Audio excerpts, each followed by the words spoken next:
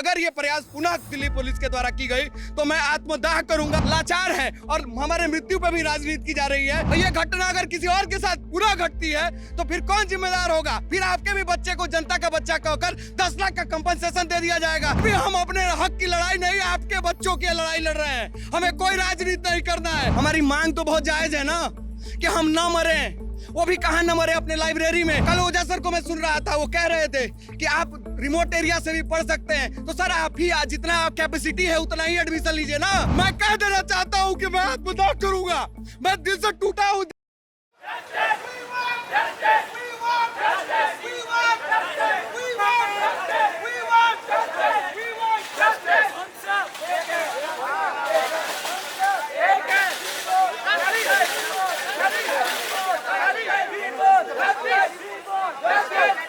अमोल राजेंद्र नगर में हैं। लगातार 27 जुलाई के बाद से प्रदर्शन चल रहा है और अभी आपने देखा छात्र अचानक से आक्रोशित हो गए थे, बैरिकेडिंग के पास हल्ला कर रहे थे।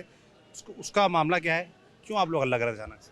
हम लोग हल्ला नहीं कर रहे थे। हमारे प्रोटेस्ट को दबाने की कोशिश की गई थी दिल्ली पुलिस के द्वारा। हमारा प्रोटेस्ट एरिया में ओपन करने का प्रयास किया गया था। हम लोगों ने दिल्ली पुलिस से यही कहा कि हमें आपसे प्यार है, हमें आपसे प्यार है, लेकिन हमें उन साथियों के मौत के न्याय तक आपका सहयोग चाहिए, समर्थन चाहिए। जो हम गांधीवादी दृष्टिकोण से और गांधीवादी नैतिकता के शांति के साथ अगर हम अपना प्रोटेस्ट कर रहे हैं तो हमारा सहयोग करिए, न कि अपने आला अधिकारियों को दिल्ली सरकार का चहेता बनने का प्रयास करिए। क्योंकि हम छात्र हैं, हमारे पास कोई हथियार नहीं है। और आपके चैनल के माध्यम से मैं कहना चाहता हूं दिल्ली पुलिस से, सरकार से और सभी अकाउंटेबल जो लोग भी हैं जिनकी अकाउंटेबिलिटी बनती है, हमें तो आपका सर फोड़ने का अधिकार नहीं है। लेकिन मैं आपके चैनल के माध्यम से कहता हूं, अगर ये प्रयास पुनः दिल्ली पुलिस के द्वारा की गई तो मैं आत्मदाह करूंगा। आपके सामने मैं कह रहा हूं, क्योंकि हमारे पास रास्ता नहीं है रास्ता मांगने का। हमारे साथी मरते हैं, हम यहाँ दोब में रहते हैं, दोबरी जिसको गांव में कहा जाता है। वैसी परिस्थितियों में रहकर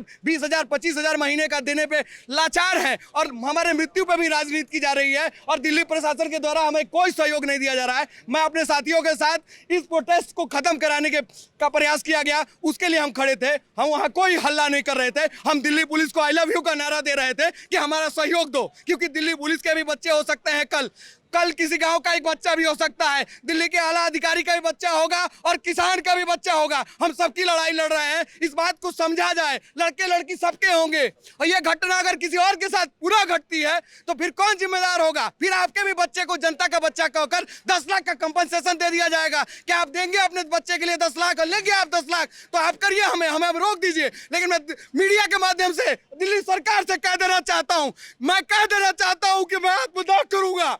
मैं दिल से टूटा हूं दिल्ली प्रशासन का ये रवैया देखकर कि हम सभी छात्रों ने बड़ी मेहनत से, हमारा एक एक मिनट कीमती है। हमारा प्रीलिम्स आ रहा है, किसी का स्टेट का, किसी का मेंस हुआ है, और फिर भी हम अपने हक की लड़ाई नहीं, आपके बच्चों की लड़ाई लड़ रहे हैं। हमें कोई राजनीति नहीं करना है। और मैं शासन से कह देना चाहता हूं, सर आप नेशनल मीडिया पर्सन है, मैं करूंगा आत्मदाह। मैं ओजस्वी मिश्रा कुशीनगर से आता हूं, उत्तर प्रदेश से।